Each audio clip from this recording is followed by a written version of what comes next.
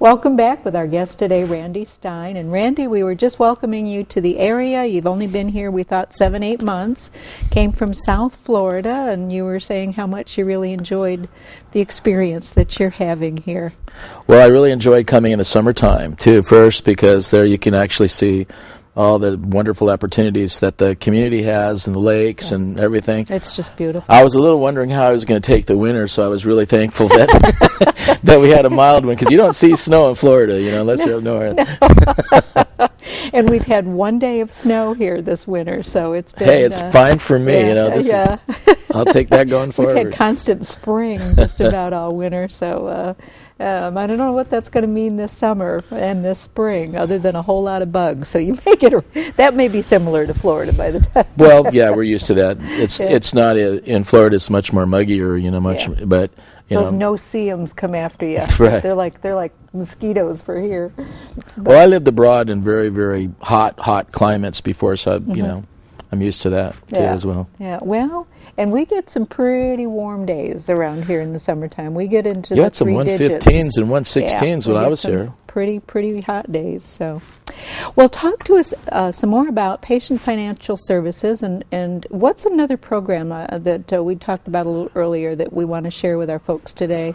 What is this that you've got? This one's called the Patient-Friendly Bank Loan. Okay. This is a kind of a newer program that's happening in our community right now that we're really proud of. It's like the first program that's really happening like this in Arkansas. We've partnered with Arvest Bank. We've had a loan program, so we have a couple loan programs with Arvest Bank, but this is in order to help our patients ease their financial burden. I mean, there's so many different demands. We've all experiencing how the economy is affecting us, and the healthcare costs are not exactly inexpensive. So, you know, people don't wake up in the morning like we were saying early in the show and decide, oh my God, I'm going to go to the emergency room and let me, you know, have to spend thousands of dollars on a healthcare cost that we weren't expecting it. So understanding that how that affects our patients, in partnering with our Arvest Bank, we've been able to get a loan program, which we call Patient-Friendly Bank Loan, and we're offering that. It basically allows affordable monthly payments for our patients, and we've negotiated a couple different programs for it. For those that haven't neglected any of their commitments to the hospital before, we can offer as much as a 0% interest loan, which means, basically speaking, you can make payment programs with a 0% interest. Now that's not available any place for any community. So a lot of our peers in this hospitals have really been interested in talking with about it, because this is a great opportunity for the patients. If they stay legitimately with their payments and program, there's no percent interest on it, and they can work out their monthly payment programs to the extent of their go out the loan. And our loans can go from anywhere between a year, 48 up to 60 months. Oh, that's wonderful. So this is a first for all of Arkansas. I know a lot of different my peers and different hospitals are really interested in trying to find out, you know, how we do some of this stuff. It's great, because I know one of the things that we've seen happen since the economy took such a huge plunge was people putting off. You know, their doctor will say to them, "You need such and such done," and they'll actually put it off because they feel they cannot in any way afford it, and then what's happening by the time they're coming to us, it's much more critical. It's much more critical and oftentimes devastating because they've waited too long. So this would be a wonderful opportunity for people to be able to have whatever it is, whatever procedure they need, and here's a way to pay it off. Exactly. Now, with this program, there's minimal qualifications, basically, as you haven't really deferred on one of our other payment programs. We have additional programs beside this too, but this is great for the opportunity for the patients, whether they don't have a secondary insurance and they have a certain or they're coming in and you know, an unexpected care cost, and how can I get a monthly payment out over time, as opposed to like here it is right now. And we want to be there in our community for our patients as well. And and the Patient Financial Services Department is being proactive and not just saying, okay, well, whatever you got here is what you do. We're trying to actually lead some ways in patient financing and some different opportunities. Give people options on how to get the health care they need and pay for it. Exactly. We have financial counselors at all of our entry points also that can go over the different programs. We have, we have availability to look at Medicaid and introduce our Medicaid program, Medicaid if they're that. We have charity care programs. In other words, we analyze for looking for opportunity for those people who really can't afford any kind of help. And we have those that we've now developed the patient-friendly loan programs, which really can help people and help care with their health care costs. So we have a lot of different programs that we've empowered our financial counselors to work individually with our patients with. So every patient is different, every financial situation is different. The opportunities that we're trying to do is to be able to match up to the different needs of our patients and be able to move them accordingly into one of the different programs that they have that's available for them. Does someone need to make an appointment with the financial counselor? What's the best way if someone's listening to this, watching this program today, and they said, okay, that's something I'd really like to learn more about? What do they do then? Do they call in? Well, these are available, like say when you're coming to the hospital, when you've been notified if you have deductibles or stuff like that. You can request to see a patient financial counselor. If you've already had a particular bill for us and stuff, you can call our financial counselor's line and our telephone line. They're willing to help and go through, and they'll run through whatever financials and stuff that you have to do. We do have a customer service line, which they're able to call our financial counselors man during the days. And you can also, when you're actually coming for services, in our outpatient services in our main registration areas, we do have financial counselors right there on the spot that you can. Wonderful. So if you're at the hospital and you want to inquire and you want to see if there's some programs you might fit into, you can take the time right there with them and get a chance to talk to some of our financial counselors that can be able to try to help you into one of these programs.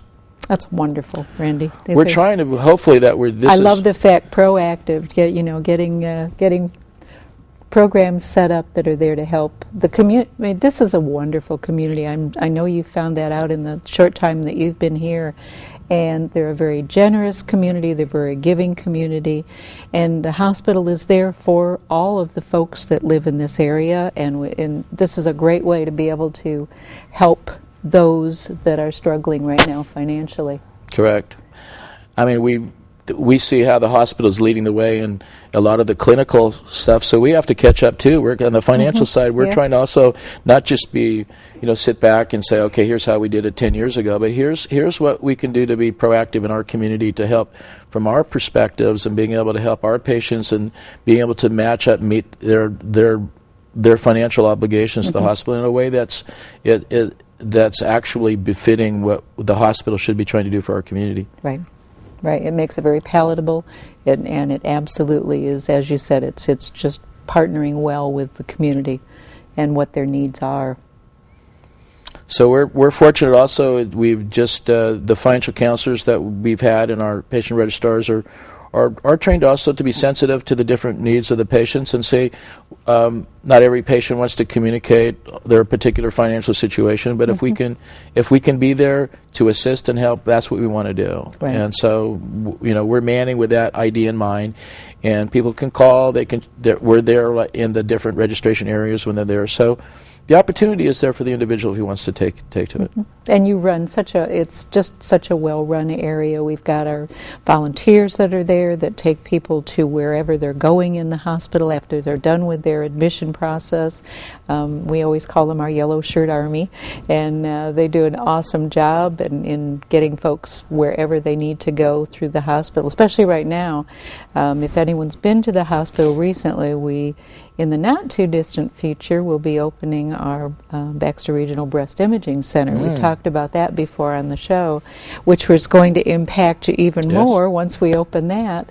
And that, of course, is there to help all of those folks that are coming in for their mammographies. We've got the new 3D tomosynthesis mammography, which it's so amazing that we have this in Mountain Home, Arkansas.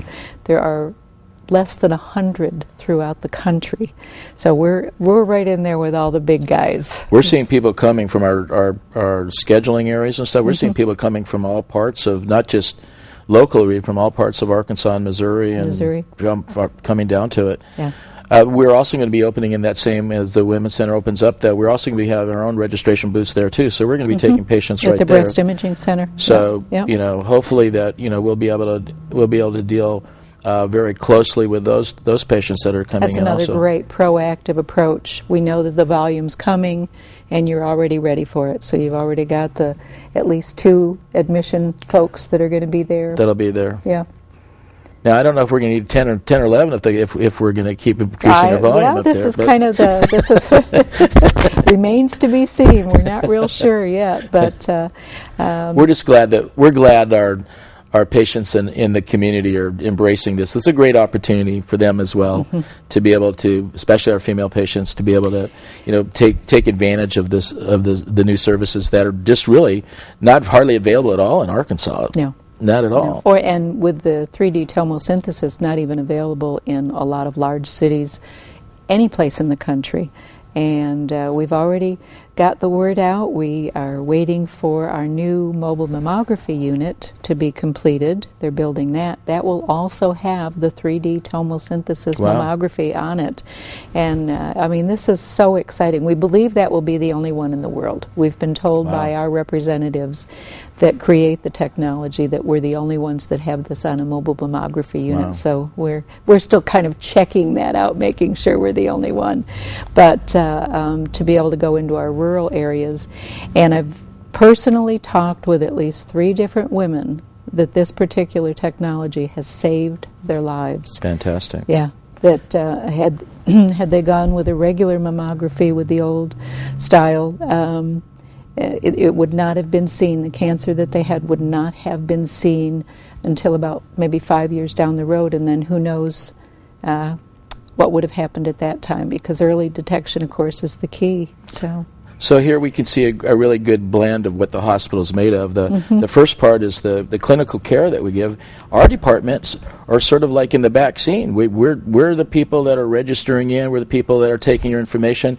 And then behind the scenes we have all the billers and the follow-up people and all the schedulers. And so, there's a whole section of the hospital with a lot of times a lot of our patients aren't really aware of that are there. Which is sort of keeping the hospital alive in the lifeblood and being able to financially support the hospital by being able to, have our services and care being supported by the revenue that comes in. Yeah, the ancillary departments in the hospital are absolutely huge foundation to keep everything going for the clinical side. So it's wonderful. And for the patient, and we're on the financial side, so I would probably be less than, appropriate if for my staff didn't want to say, hey, we didn't tell about all the financial people in the background. Say, hey, we have a wonderful staff that works really hard and really try to give the best care and the most accurate things that we can for our patients in the community from the financial side.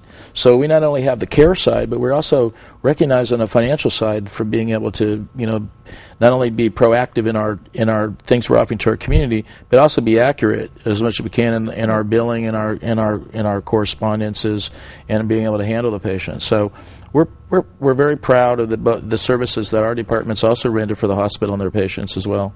We are so glad you could join us today, and let's do a real shout out to the Patient Financial Services staff. They do an awesome job at the hospital, and we're so glad that they're there. And we want to thank you for joining us for this week's BRMC's Healthy Connections, and we'll be back with you again next week. Thanks for joining us. Thank you, everyone. Bye.